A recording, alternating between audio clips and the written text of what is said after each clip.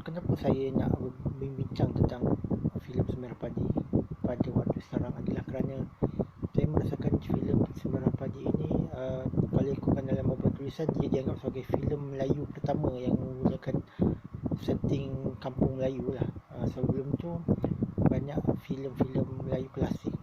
Ni kebanyakannya pertama diinspirasi daripada filem-filem India, ataupun filem-filem Arab, dan juga kisah-kisahnya pun banyaknya adalah kita kata adaptasi ke dalam Melayu, cerita-cerita Arab dan juga India. Namun Piramli menggunakan filem Semerah Padi ini sebagai satu cara untuk mengetengahkan bagaimana kehidupan orang Melayu pada zaman dahulu. Dan menariknya, Semerah Padi ini walaupun at the surface, dia lebih kepada kisah cinta lah, kisah cinta antara Nordin Ahmad dan tiga segi antara Nordin Ahmad, Piramli dan juga Sa'adiah lah. Aduka, Piramli memang watak Aduka, Nordin Ahmad memang watak Taruna, dan juga Sa'adiah memang watak nama dia Dara. Memang agak simple lah, biasalah tu zaman-zaman dulu punya filem macam tu lah dia punya penamaan dia kan, nak memudahkan orang untuk tengok. Dan Semerah Padi ni satu benda filem yang unik, kebanyakan orang ingat adalah kerana dia membawa agenda syariah lah dalam tu, dan juga banyak di sini antara tema utamanya adalah pelaksanaan hukum Islam dalam kampung yang nama Semerah Padi ni. Di mana ada dua momen penting lah dalam filem ni, yang di mana kita melihat bahawa dia menunjukkan bahawa bagaimana cara Piramli untuk menceritakan tentang zaman dulu punya pelaksanaan Islam. Tapi walaupun begitu, saya pun tak pasti sejauh mana sebenarnya Piramli adakah dia menginspirasi filem ni daripada hikayat lama ataupun cerita-cerita dulu, ataupun memang dia hanya tulis kisah ni secara direct, tak ada inspirasi banyak. Tapi walaupun tu agak mustahil, kadang-kadang Piramli ni sering terinspirasi daripada mana-mana orang, daripada zaman dulu ataupun daripada waktu zaman dia sendiri. Banyak isu sosial, dan antara tema besar filem-filem ni adalah isu perzinaan lah, di mana dalam inilah isu yang paling besar bagi dia dalam filem ni, bahawa siapa-siapa yang berzina akan dihukum kita kata mengikut ajaran Islam. Sampaikan dalam cerita ni, kalau mana-mana setelah seseorang tu melakukan zina, sehingga kan semua orang bercerai Allahu Akbar, macam tu lah dia macam nak tunjukkan keislaman kampung tu lah. Walaupun saya pun tak pasti sejauh mana pelaksanaan syariah Islam, hukum hudud tu yang betul-betul berlaku lah. Kalau ikutkan dalam filem Semerah Padi, dia sula.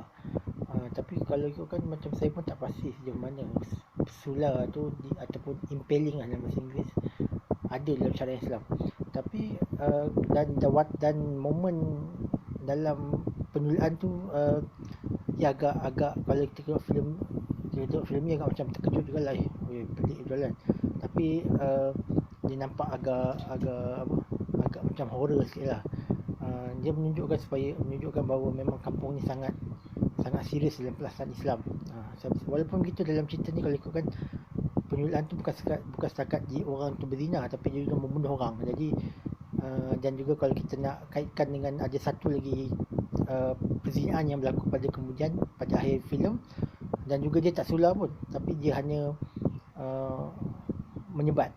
Jadi maksudnya dalam perzinaan tu pun, dalam menghukum zina tu pun ada bezanya. Ada orang yang sebenarnya orang ni dihukum juga bunuh, kerana disula tu terus bunuh lah kan, kira dihukum bunuh lah. Kiranya itu juga untuk orang yang melakukan jenayah bunuh.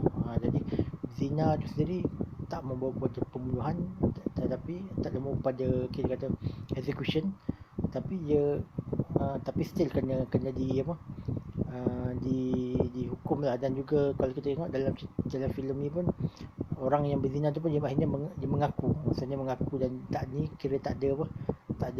ada peguam bela, peguam bicara, tak ada menjawab raya. Memang bila dah orang tu mengaku, terus buat hukuman.